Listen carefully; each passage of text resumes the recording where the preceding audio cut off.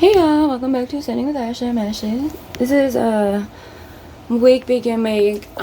So if you were here for last Saturday when I told you that we were gonna do the booth and then we didn't because of a couple reasons. If you weren't here, go back and watch.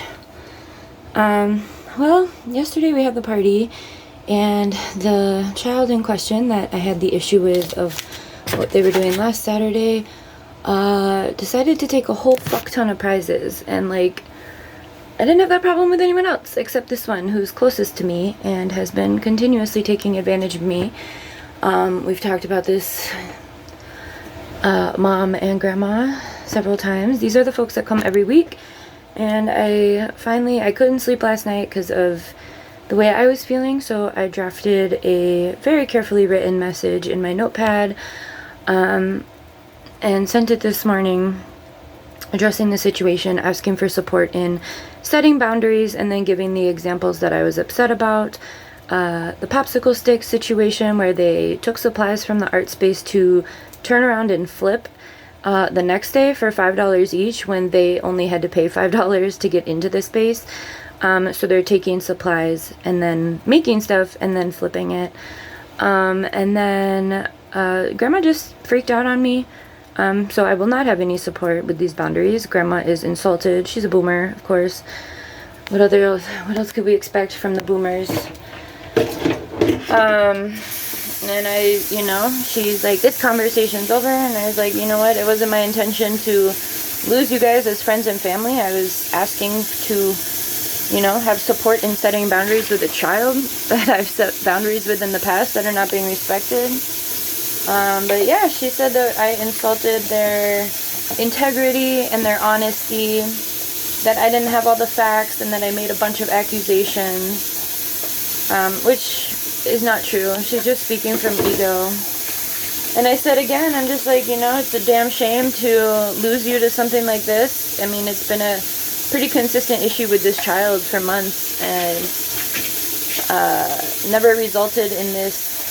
And then she also said that I huffed away yesterday, and then she said last week, and this conversation's over, which is the definition of huffing. So Grandma's been saying some backhanded comments to me about my mothering the past few weeks.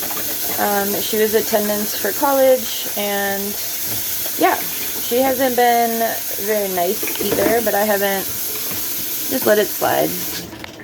But now my intuition was correct. I knew that there was ill intention here. I totally get it, going to bat for your kids, but when your kids are homeschooled and sheltered like that, and they are coming into spaces that are community spaces, and they are feeling entitled to those spaces, a boundary needs to be placed. But no, that's not going to happen. So I think I lost our weekly folk, but it's whatever. I'm not too worried about it. I would rather have folks who are not going to take advantage of me. The child has been talked to several times about this. I included the mother in the text as well because she and I are pretty tight. We're the same age. But Grandma's usually the hands-on participant. But Mom comes too.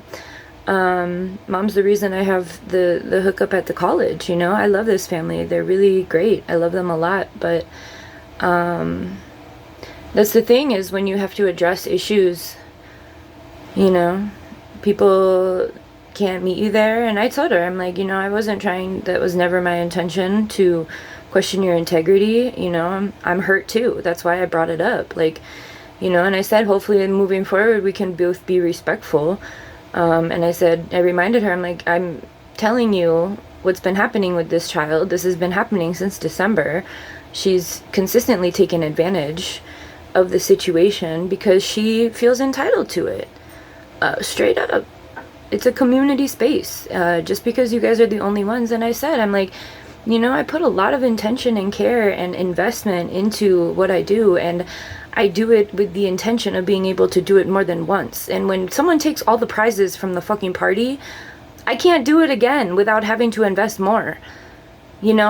She's the only one that felt like she could just take so much. She's the only one. Everyone else we didn't have a problem with. But so yeah, that's where we're at with that. Basically, when seeking justice, you're always going to make enemies. When you're on the decolonizing path and you're someone who is in your heart space and does work from a place of consciousness, I mean, it's bullshit. This is for the community. Why is there such entitlement, you know? Just because you come weekly doesn't mean that it's your stuff, you know? And I told her that too. I said, you know, I had a lot of time to think about this and how to address it. So I'm sorry if you feel attacked. Wasn't my intention. You know, and I told him exactly how I feel from my perspective. And that's the thing, you know, these boomers are just one-track mind. And I've had conversations like this with my mom, and she knows I cut my mom off. She knows I made baby daddy leave. I have zero tolerance. And that's the thing, my kindness is often taken for weakness, and my generosity is often seen as a downfall, when the things that I've been through, the fact that I'm able to still hold my head high and be generous and kind, nobody can tell me that I'm not strong. It's the ultimate strength. I lead from a place of love because I don't want people to feel the way I felt. But I'm not going to be disrespected by a child. I'm not. Especially when this child has had these issues.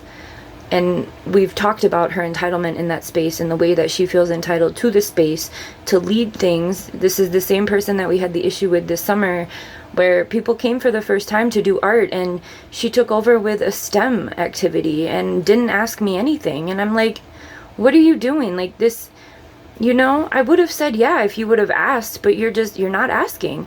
And so when Grandma just said you don't have all the facts, and I said, well, it's hard to have the facts when you guys don't ask for approval on anything and you hide what's really going on. How am I supposed to have the facts? I know what I saw. I watched them take extra supplies on Friday. We show up to the event. I did not think that they were going to be selling that stuff. They're selling it for $5 each. So how do I not have the facts, Grandma? Because they had popsicle sticks this big. And she's like, we buy all of their supplies. And I said, oh, I didn't know you bought the little popsicle sticks. Because I do know that I saw both of the girls taking more than one project's worth on Friday and then selling them on Saturday. Just because it's not the facts that you want to acknowledge doesn't mean it's not the facts. Don't let people fucking walk all over you. Don't. And that's the thing. I've taken on an observer role. I like to watch people think that I'm not going to say anything, and then I sneak up on them. It's like a hunting mechanism. But I don't want to be like that, but I lost sleep. I lost sleep a lot over this little girl because I've had such a hard time with her not respecting my boundaries, and now I have to fucking write up some ground rules for the art space, which I didn't want it to be. I wanted it to be a cooperative space, but now I have to fucking write rules. And I told her that too. I said, now I have to fucking write these rules. And I said, in advance, let me know if there's anything else I can do to support this. And she just, you know, came back with attack. And that's how boomers talk. So I'm hoping Mom will be on my side, but I doubt it because she's taken advantage of me too, even though she's offered me really great opportunities. But it's a small town. If everyone starts to hate me, that's fine. I know that I'm right in the situation, and that's why I went to the adults for help. It's not my place to go to a child and tell her that she's being disrespectful to me. It's their caretakers, and that's what I said when I made the video about what happened last Saturday, is that I was so upset with the adults for not laying better boundaries, and now Grandma's just like a free-for-all. And that's what I said in my initial text. I said, this feels like it's not a free, you know, art space isn't a store, and it's not a free-for-all flip either. You can't just take my supplies and turn them into profit. That's not what this space is for. And I also said, like, you know, when we started this space and when you guys started coming, like, child in question was the most creative one in the space, and they thought it was magical. And now I said there's been some sort of situation where now they're only thinking about money. And I acknowledged, I said, if my shop was a problem with that, if I was the reason that shift happened, you know, I didn't just say, she's stealing, fucking yell at her. I said all of these things of like, this is the situation, this is what I've noticed, this is how it's making me feel. Yeah, there was strong language involved, because if there's not, you don't get the point across. I mean, I didn't say fuck you. I did say it feels like she's stealing and making it her own, because that is how I feel. I feel like I'm being stolen from, especially with the prizes yesterday. This chick had a fucking goodie bag that was and they're black, so I couldn't see anything, but I know she took so much. And I said to Grandma yesterday, don't let her sell that. I don't know. And like, even with the shop, she's the reason I had to put price tags on everything, because she and I were haggling, and then she took it and ran with it. And she was taking, a lot more than she should, and taking multiples of stuff. And I asked, what are you going to do with those? And she said, Grandma has eBay. So that was back in December. And so then I put price tags on everything, and she hasn't touched the shop. Now she's been shopping the supplies. I'm not in the wrong here. I'm fucking pissed that it's gotten to this point when I've addressed it at least 3 times prior to this, and the adults are still allowing it to happen. Anyway, yeah. Yesterday she said something to me. Grandma's been really snippy with me lately, and I think we're probably sick of each other. But a lot of boomers don't like me because I'm young, and you know how boomers are.